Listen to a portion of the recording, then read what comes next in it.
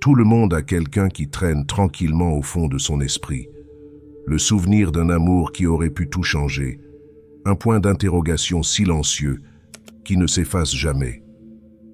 C'est le genre de souvenir qui fait surface dans les moments calmes, peut-être tard dans la nuit, ou lorsque quelque chose, une chanson, un lieu, voire une odeur légère, ramène inopinément cette personne à la vie. Vous avez probablement essayé de rationaliser ce souvenir en vous disant qu'il s'agissait simplement de nostalgie ou d'un fantasme inoffensif. Mais au fond de vous, vous sentez que c'est plus profond que cela. Ce souvenir doux et persistant est porteur d'une douleur subtile, d'une conviction inavouée que si les choses s'étaient déroulées différemment, votre vie aurait pu être entièrement changée. Vous vous retrouvez à revisiter de petits détails, des moments, des conversations, les dernières choses que vous avez dites ou non. Au fil du temps, ces souvenirs deviennent des histoires que vous rejouez, à la recherche d'indices cachés ou d'explications qui n'émergent jamais complètement. Pourtant, sous ce désir tranquille, se cache une question plus profonde et plus perplexe. Et si ce n'était pas une coïncidence ou une malchance que les choses n'aient pas fonctionné? Et si, au contraire, quelque chose d'inconscient intervenait et réorientait délibérément votre chemin? Carl Jung, pionnier de l'exploration des profondeurs de la psyché, a présenté au monde le concept de synchronicité, c'est-à-dire l'alignement significatif d'événements qui semblent n'avoir aucun rapport entre eux, mais qui nous guident vers notre véritable objectif. Jung pensait que rien dans notre monde émotionnel n'arrivait sans raison. Chaque perte, chaque occasion manquée, chaque porte fermée a un sens et un but caché, en particulier lorsqu'il s'agit d'amour. Pensez à vos propres expériences, des moments où vous étiez certain d'avoir trouvé votre destin, mais où les circonstances ont brusquement changé, vous laissant blessé et déconcerté. Vous vous êtes probablement demandé si vous n'aviez pas raté votre chance d'être heureux. Mais Jung pourrait suggérer quelque chose de tout à fait différent. Peut-être l'univers vous a-t-il soigneusement aligné sur des vérités plus profondes à propos de vous-même, vous guidant doucement vers un avenir que vous ne pouvez pas encore voir. Les relations, en particulier celles que nous perdons ou que nous ne vivons jamais pleinement, reflètent souvent des parties cachées de nous-mêmes, nos peurs, nos désirs, nos besoins émotionnels non satisfaits. Lorsque l'amour semble juste hors de portée, il peut s'agir d'une invitation subtile de l'univers à se tourner vers l'intérieur. Et si l'amour qui nous échappe n'était pas destiné à rester? Et si, au contraire, il était destiné à vous conduire vers un endroit plus significatif? Il n'est pas facile d'adopter cette perspective. Elle remet en cause votre sentiment de contrôle et vous rend vulnérable face à l'inconnu. Pourtant, il y a là un profond espoir, car si l'univers peut vous éloigner de quelque chose qui n'est pas aligné, il peut aussi vous guider vers ce qu'il est vraiment. Chaque refus, chaque perte, peut tranquillement ouvrir la voie à l'amour que vous méritez vraiment. Peut-être que l'univers ne dit pas non à l'amour. Peut-être qu'il murmure doucement « pas encore », vous guidant vers une connexion future qui s'aligne parfaitement avec votre moi le plus profond. Il peut être difficile de comprendre que l'univers puisse parfois dire non à l'amour que vous désirez profondément. Vous l'avez probablement ressenti vous-même. Un sentiment de résistance, comme si une force invisible intervenait de façon répétée au moment même où le bonheur semble à votre portée. C'est un sentiment personnel, peut-être même cruel, comme si une barrière invisible maintenait vos rêves toujours hors de portée. Pourtant, ce qui apparaît comme un rejet ou un échec en surface recèle souvent des couches de signification. Carl Jung a parlé de ce qu'il a appelé la résistance cosmique, une force douce mais inflexible qui façonne nos chemins en nous détournant de ce qui n'est pas fait pour nous, nous guidant plutôt vers une authenticité plus profonde. Il a suggéré que ces moments apparemment négatifs ne sont jamais le fruit du hasard. Il s'agit plutôt d'interventions profondément symboliques et intentionnelles de l'univers qui nous réalignent soigneusement sur la vérité de ce que nous sommes vraiment. Imaginez votre vie comme une rivière qui coule régulièrement vers une destination importante. Parfois, vous vous fixez sur un chemin particulier, peut-être une relation qui vous semble bonne au premier abord ou un amour qui vous promet le bonheur. Pourtant, lorsque vous tentez de suivre ce chemin, des obstacles invisibles apparaissent. Des malentendus, des erreurs de communication ou des circonstances indépendantes de votre volonté. La frustration monte, la confusion s'installe et vous commencez à vous demander si vous n'êtes pas le problème. Mais Jung vous invite à considérer que ces barrières, aussi douloureuses qu'elles puissent paraître, ne sont pas des punitions, mais des signaux puissants. C'est la manière douce qu'a l'univers d'indiquer que le chemin que vous avez choisi pourrait ne pas mener à un véritable épanouissement. C'est comme si le cosmos lui-même reconnaissait que le fait de suivre votre direction actuelle pourrait vous empêcher de devenir la personne que vous êtes censé être. T'es-tu déjà arrêté pour considérer que ton chagrin d'amour n'est peut-être pas dénué de sens? Peut-être que la résistance de l'univers ne s'oppose pas à votre bonheur, mais plutôt à votre quête de quelque chose de moins que ce que votre âme mérite vraiment. Il ne s'agit pas d'une punition ni d'un rejet, mais d'une réorientation. L'univers intervient précisément au moment où vous risquez de vous perdre dans un amour qui n'honore pas votre moi profond. Pensez à ces moments où des portes se sont soudainement fermées, des relations se sont terminées brusquement, où des liens prometteurs se sont évanouis sans explication. Sur le moment, vous avez peut-être eu l'impression d'une cruauté inexplicable.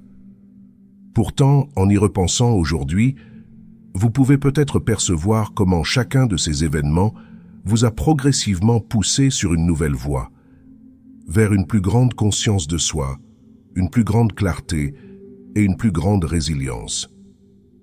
Jung enseigne que la résistance cosmique peut servir de frontière sacrée, quelque chose qui vous empêche de vous perdre dans des attachements qui limitent votre croissance.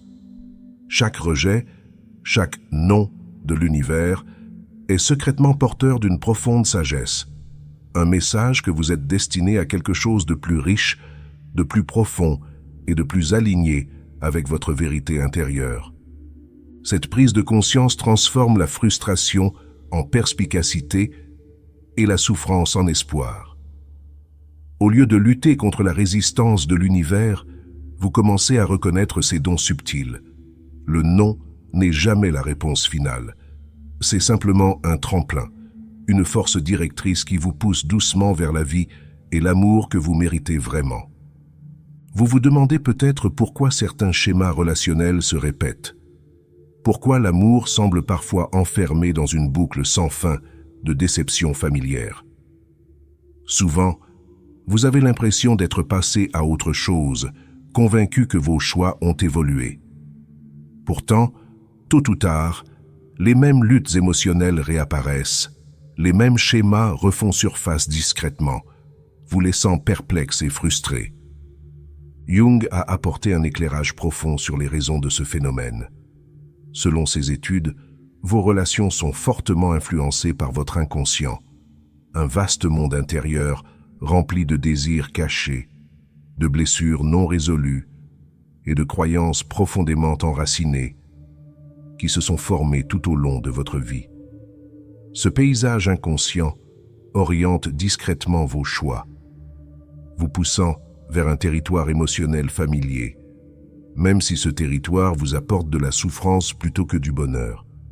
Réfléchissez à la façon dont certaines relations dans votre vie ont partagé des similitudes frappantes. Peut-être attirez-vous régulièrement des partenaires émotionnellement distants, ou tombez-vous constamment amoureux d'une personne qui semble parfaite au premier abord, mais qui se révèle émotionnellement indisponible.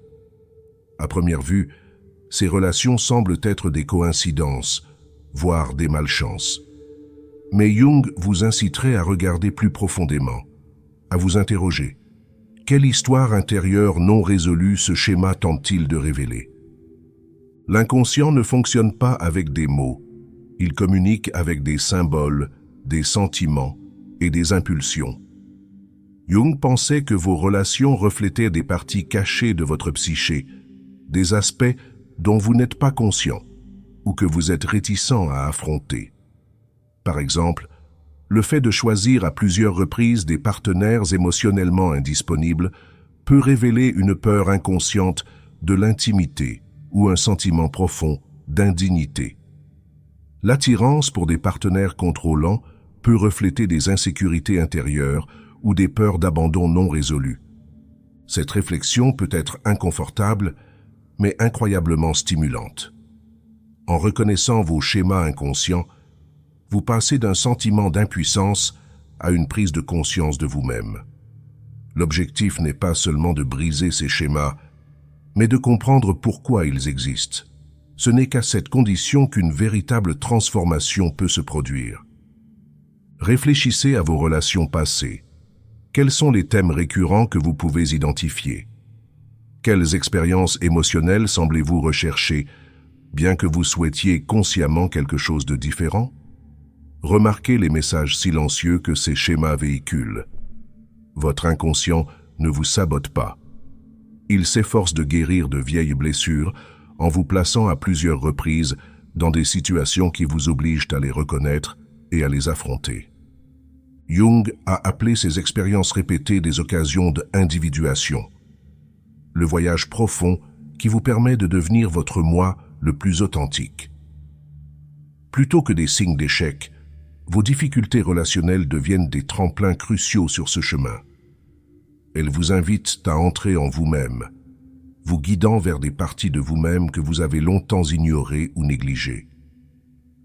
Lorsque vous commencez à comprendre les forces inconscientes qui façonnent votre vie amoureuse, la résistance apparente de l'univers prend tout son sens.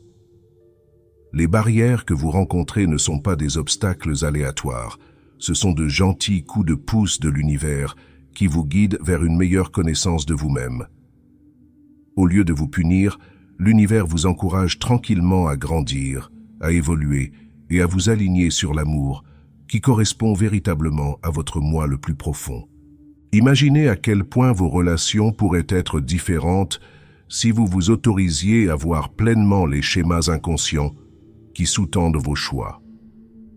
Au lieu de répéter des cycles, vous commenceriez à tracer de nouvelles voies, des relations plus saines et plus significatives, fondées sur l'authenticité plutôt que sur des impulsions inconscientes.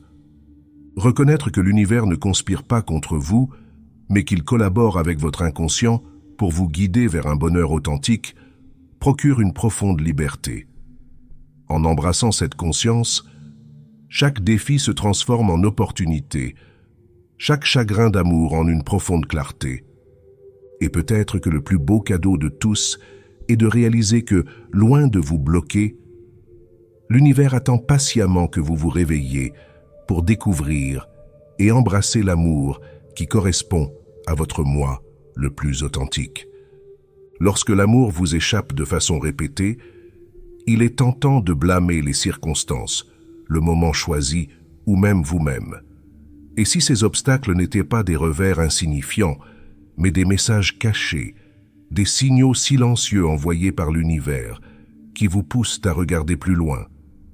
Chaque relation qui se dissout, chaque personne qui se retire inopinément, porte en elle une invitation tacite à la réflexion. Aussi douloureuses que soient ces expériences, elles sont aussi de puissants enseignants. Sous la confusion se cache la clarté, sous la perte se cache la révélation, vous guidant vers une compréhension essentielle de vous-même. Réfléchissez bien au moment où l'amour vous a semblé hors de portée. Quelles vérités cachées ont émergé de ces expériences? Une relation vous a peut-être permis de découvrir votre besoin d'indépendance et d'autonomie. Une autre vous a peut-être révélé l'importance d'une communication claire ou d'un respect mutuel.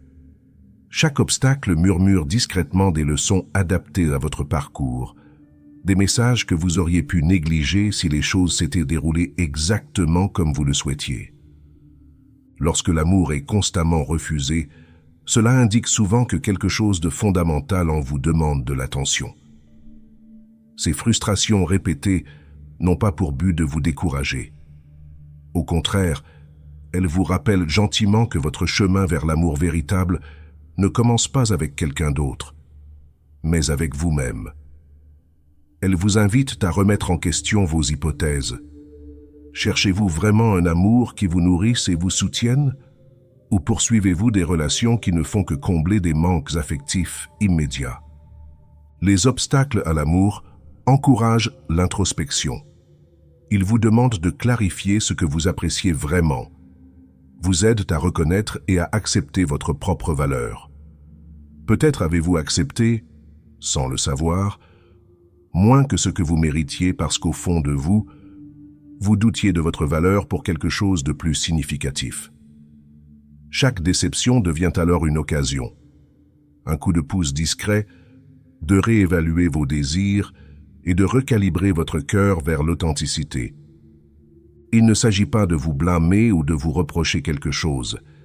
Il s'agit plutôt de reconnaître gentiment ce que ces revers tentent de vous apprendre. Chaque chagrin d'amour porte en lui les germes d'une profonde compréhension. Chaque personne qui s'éloigne ou devient inaccessible laisse derrière elle un cadeau, une meilleure compréhension de vos besoins émotionnels, de vos limites et de vos désirs authentiques. Imaginez que vous modifiez votre perception. Au lieu de considérer ces obstacles comme des rejets, vous les reconnaissez comme des conseils protecteurs, des panneaux indicateurs qui vous renvoient à votre vérité la plus profonde. L'amour n'est jamais vraiment refusé sans raison. Chaque obstacle vous éloigne discrètement des illusions temporaires et vous guide vers quelque chose de beaucoup plus riche, de plus profond et, en fin de compte, de plus satisfaisant. Dans le calme qui suit une déception, écoutez attentivement. Permettez-vous de réfléchir aux messages cachés derrière les défis de l'amour. Remarquez la clarté qui émerge de la douleur. Les interventions subtiles de l'univers ne sont pas des punitions. Elles sont délibérées et vous conduisent patiemment vers un amour qui reflète votre vraie valeur, vos valeurs les plus profondes et votre moi le plus authentique. Toutes les portes fermées ne sont pas destinées à être rouvertes. Certaines sont placées sur votre chemin pour une raison claire, délibérée et nécessaire. Lorsque l'univers vous éloigne d'une personne que vous souhaitiez, il ne s'agit pas d'un geste de cruauté. C'est un acte silencieux et intentionnel de raffinement. Un moment qui révèle non pas ce que vous avez perdu, mais ce que vous êtes en train de recevoir. En ce sens, le rejet devient un tournant, non pas parce que vous n'êtes pas assez bon, non pas parce que vous êtes brisé, mais parce qu'il y a quelque chose dans cette connexion qui ne peut pas contenir tout ce que vous êtes en train de devenir. Ce qui tombe n'est pas destiné à vous diminuer, mais à protéger votre expansion. L'univers ne se débarrasse pas de ton désir d'amour, il approfondit ta capacité à le recevoir pleinement et à reconnaître quand il est réel. Il faut parfois du temps pour s'en rendre compte. Sur le moment, le rejet est ressenti comme un effondrement. Il menace votre sens de la valeur. Mais lentement, dans le calme qui suit, quelque chose de sacré commence à faire surface. Vous commencez à poser des questions plus calmes et plus courageuses. De quoi ai-je réellement besoin en amour? Où me suis-je abandonné pour être choisi? Qu'est-ce que j'ai accepté qui ne reflète plus qui je suis vraiment? Ces réflexions ne sont pas faciles, mais elles ont du poids. Elles vous rapprochent de votre noyau émotionnel. Le rejet met fin au cycle de l'illusion et vous appelle à l'intérieur, là où commence le véritable travail de transformation.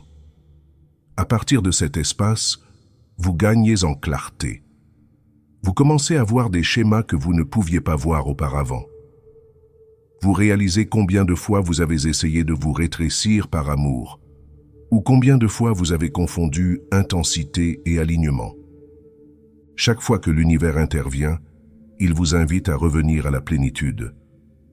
Non pas pour faire honte à votre désir, mais pour l'élever. Il vous demande de vous tenir dans une plus grande révérence, d'arrêter de courir après ce qui vous coûte la paix, et d'apprendre à discerner entre ce qui vous fait simplement du bien et ce qui nourrit réellement votre âme.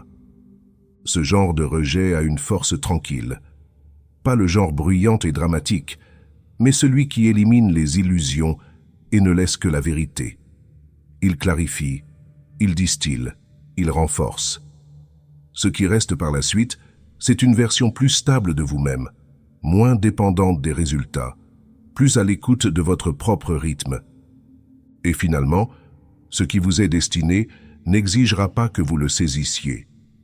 Il vous rencontrera là où vous êtes entier. Il arrive un moment où vous en avez assez de demander pourquoi. Pourquoi ça n'a pas marché? Pourquoi ils sont partis? Pourquoi tout semble toujours s'effondrer au moment même où tout semble réel? Et dans ce moment d'épuisement émotionnel, quelque chose change, non pas à l'extérieur de vous, mais à l'intérieur. Vous cessez de chercher des réponses dans le passé et commencez à vous tourner vers l'intérieur pour trouver quelque chose de bien plus puissant, la compréhension. La résistance universelle devient un outil entre vos mains à partir du moment où vous cessez d'y résister. Lorsque vous vous arrêtez suffisamment longtemps pour écouter, vous commencez à remarquer des schémas qui étaient auparavant invisibles. Non seulement dans vos relations, mais aussi en vous-même, vos besoins, vos peurs, vos façons de donner, vos seuils de réception. Vous commencez à remarquer combien de fois vous avez confondu intensité émotionnelle et sécurité. Ou combien de fois vous avez confondu le fait d'être nécessaire avec le fait d'être vraiment aimé. La croissance ne commence pas lorsque l'amour arrive. Elle commence lorsque vous cessez d'implorer ce qui ne vous voit pas.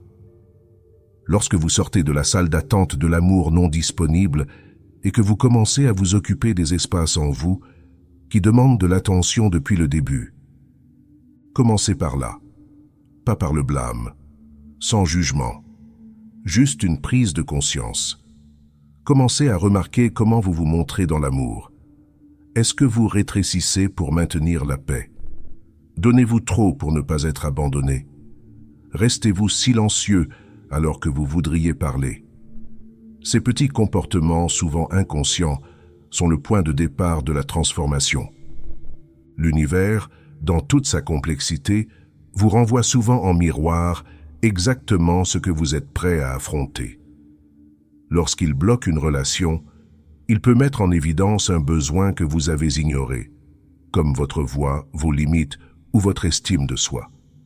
Lorsque quelque chose est refusé, c'est souvent pour créer un espace permettant à quelque chose de plus profond d'émerger, votre clarté, votre force intérieure, votre vérité.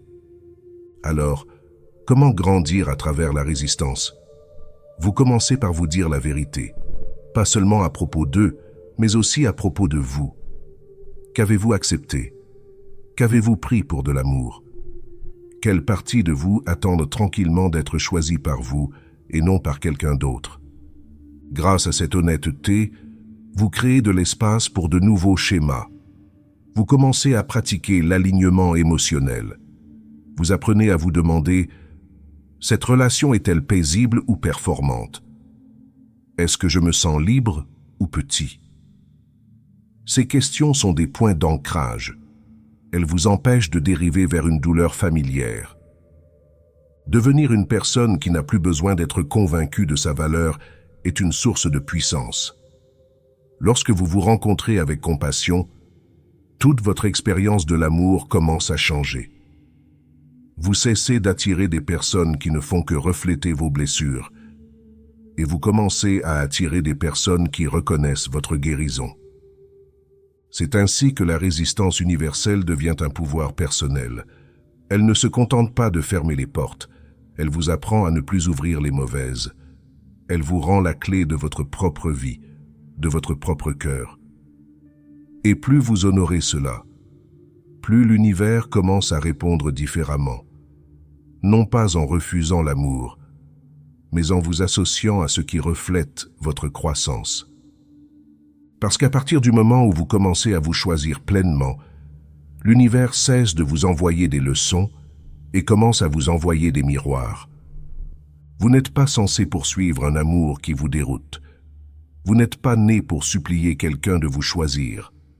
L'amour que l'univers veut pour vous n'arrive pas par la douleur, le silence ou le doute. Il arrive lorsque vous cessez enfin de vous contenter. C'est le moment décisif. Lorsque vous cessez d'abaisser vos standards juste pour être retenu. Lorsque vous cessez de confondre intensité et intimité. Lorsque vous vous choisissez enfin, non pas comme un acte de défi, mais comme un acte de vérité. Parce qu'au moment où vous vous alignez sur votre valeur, l'univers réagit différemment. Ce qui vous semblait distant commence à se rapprocher de vous. Ce qui blessait autrefois enseigne maintenant. Ce qui est parti libère de l'espace pour ce qui doit rester. L'amour qui vous est destiné se sentira en sécurité entre vos mains parce qu'il est construit à partir de la même honnêteté que celle que vous avez appris à maintenir en vous. Vous n'êtes pas privé d'amour, vous êtes prêt à recevoir quelque chose de vrai. Si cela a touché quelque chose en vous, pensez à vous abonner. Merci d'être là. Si vous voulez aider à soutenir cette chaîne, vous pouvez laisser un super merci. Seulement si vous le sentez, votre présence ici signifie déjà beaucoup.